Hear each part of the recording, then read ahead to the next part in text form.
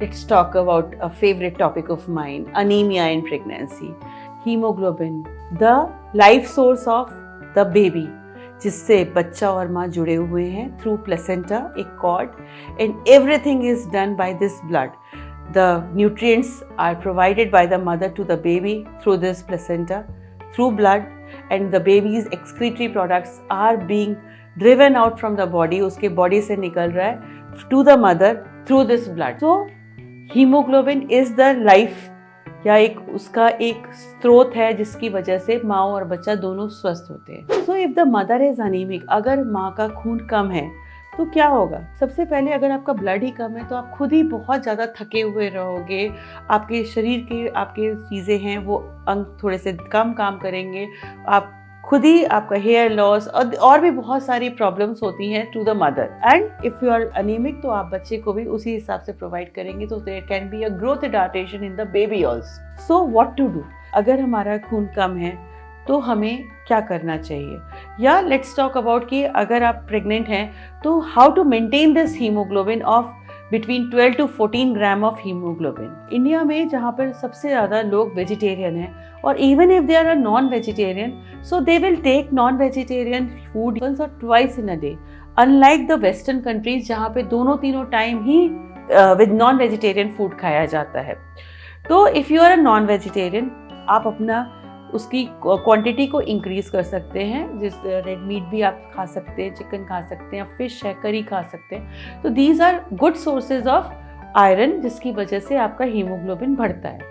And let's talk about the vegetarian people. So there are many vegetarian foods also which can increase the hemoglobin. So I say to all my patients, anything green and red in nature, original form, will increase the hemoglobin. We have spinach is a very good source जिसकी वजह से hemoglobin बढ़ता है. Then any fruits which are red in color, जिससे अनार है, सेब है, then चुकंदर, then टमाटर, गाजर, all these are the things which has to be increased in the diet जिसकी वजह से hemoglobin को maintain किया जा सकता है. Hemoglobin has been increased by iron, then protein, vitamin C and vitamin B. So let's talk about all these ingredients also. Vitamin C आप नींबू से obtain कर सकते हैं, संतरा, मौसमी, then आंवला. These are a very good source of vitamin C. Vitamin B is present in all the fruits, vegetables, pulses. तो आप अगर अपना एडिक्वेट इन चीज़ों का कर रहे हैं तो this is there.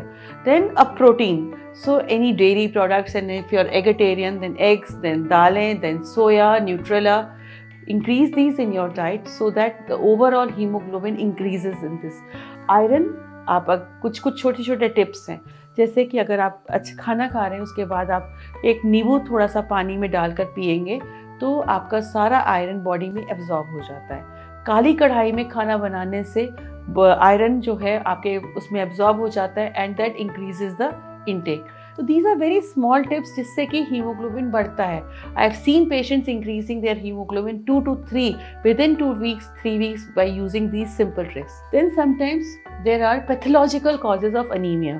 Pathological causes जैसे कि आपके हीमोग्लोबिन में या ब्लड में कुछ डिस्क्रेजियाज होते हैं, तो एक बार तो आपको अपने गायनेकोलॉजिस्ट के साथ चेकअप करना ही पड़ता है. देन देयर आर थैलेसीमिया या कुछ भी आपकी चीज़ें हो सकती हैं जिसकी वजह से हीमोग्लोबिन लो होता है.